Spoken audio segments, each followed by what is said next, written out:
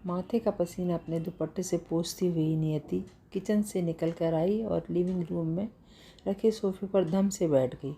थकान से पूरा शरीर दर्द कर रहा था उसका। सितंबर का महीना था और पितृपक्ष चल रहे थे। आज उसके ससुर जी का श्राद्ध था। बस थोड़ी देर पहले पंडित जी और कुछ रिश्तेदार भोजन करके घर से गए थे। सबने उसके हाथ के बनाए भोजन की खूब तारीफ़ की थी। खासकर उसकी बनाई हुई खीर सबको खूब पसंद आई थी। सभी मेहमान तृप्त होकर गए थे।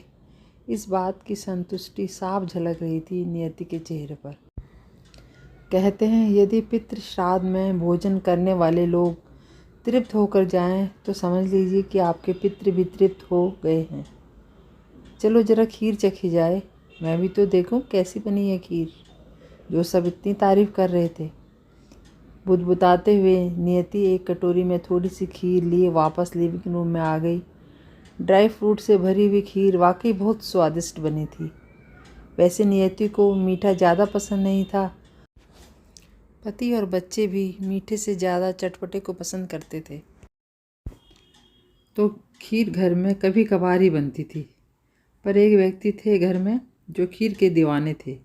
वो थे नियति के ससुर, स्वर्गीय मणिशंकर जी। वे अक्सर अपनी पत्नी उमा से खीर बनाने को कहा करते थे। उमा जी भी खूब प्रेम से उनके लिए खीर बनाया करती थी।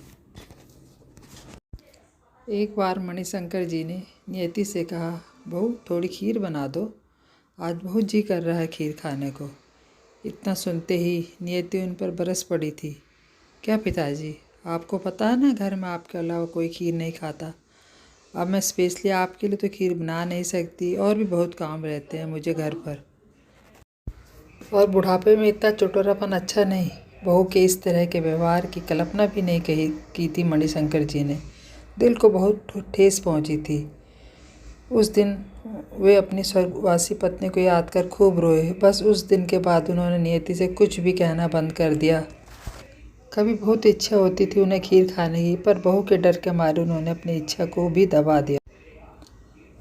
पंडितों को खिला दो तो पितृदेव प्रसन्न हो जाते हैं, इसलिए तो आज नियति ने खीर बनाई थी। चलो आज बाबूजी की आत्मा को भी तृप्ति मिल गई होगी। उनकी मनपसंद खीर जो बनाई थी आज।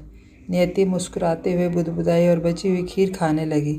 तभी उसके कानों में एक आवाज़ सुनाई दी, बहू थोड़ी खीर और खिला दो, आज बहुत जी कर रहा है खीर खाने का। एक बार, दो बार, कई बार यह आवाज़ें नियति के कानों में गूंजने लगी।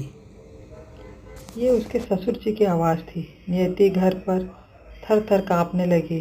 उसने सुना था कि पितृपक्ष में पितृ धरती पर विचरण करते हैं। डर के मारे उसके हाथ से कटोरी गिर गई। उसने दोनों हाथ अपने कानों पर रख लिए। उससे अपने ससुर जी से किया हुआ दुर्व्यवहार याद आ गया। अनायास ही उसकी आंखों से पश्चाताप की अश्रुधारा फूट पड़ी। अब कमरे में एक अजीब सी शांति थी। सब कुछ एकदम शांत। अशांत था तो बस नियति का मन। वो अब ये जान गई थी कि जो तृप्ति आप एक मनुष्य को उसके जीते जी दे सकते हैं, वो तृप्ति आपसे मरणोपरांत हजारों दान पुण्य या पूजा पाठ से कभी नहीं दे सकते। इसलिए बुजुर्गों की जीते जी सेवा मरणोपरांत श्राद्ध कर्म से बेहतर। Thank you for watching. अगर कहानी पसंद आए तो लाइक एंड सब्सक्राइब प्लीज़।